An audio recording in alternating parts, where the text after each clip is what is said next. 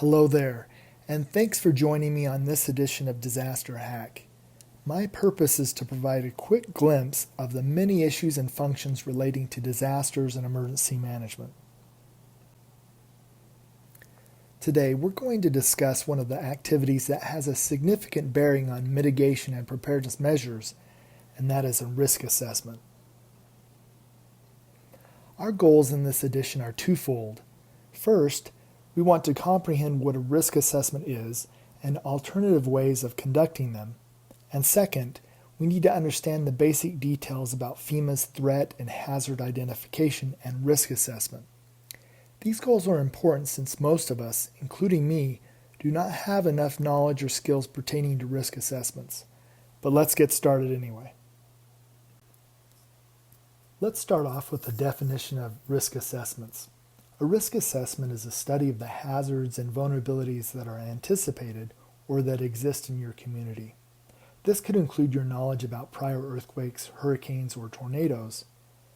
It could also apply to your concerns about the potential for things like chemical releases or terrorist attacks. In addition, it's vital that you understand your level of vulnerability, what and how many people could be exposed to these hazards, and their capabilities in relation to mitigation, preparedness, response, or recovery. You might also be worried or interested to know about the strength of your infrastructure or its ability to absorb damage and still function appropriately. But a risk assessment is more complicated than this. For example, you will need to examine probability and consequences. How likely is something to occur, and how bad will it get? This can be very challenging. We might have a historical record of what has happened in the past, but that may not be a reliable trend going forward. For instance, California has had many 5.0 and 6.0 earthquakes, but when will it have a 7.0 or larger earthquake? Also, should we focus on what is most likely to occur, or what could have the largest impacts, whether it be in terms of deaths, damage, economic losses, or disruption?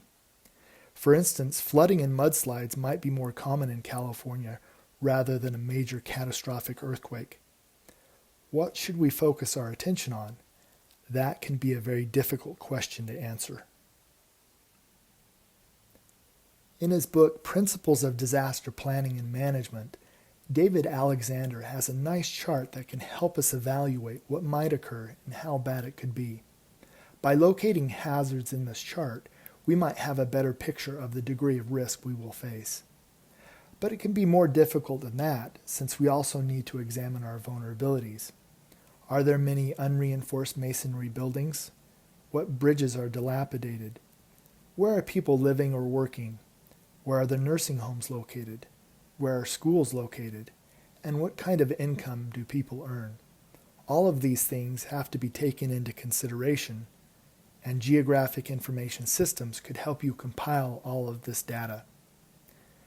But it is still a little bit more complicated than this, since a loss estimation may need to be conducted, and you might need to determine what is an acceptable versus an unacceptable loss. In addition, you will be required to explore your capacities. Do people have insurance? Where are fire departments located? Where is the nearest hospital? Do we have enough body bags? All of these things have to be examined. So where can you obtain information on hazards, vulnerabilities, and risks? Fortunately, other emergency managers, state emergency management agencies, insurance agencies, and many others could help you. You can view FEMA and state websites, meet with emergency managers, geographers, floodplain managers, meteorologists, and seismologists, and your preparedness councils can help as well.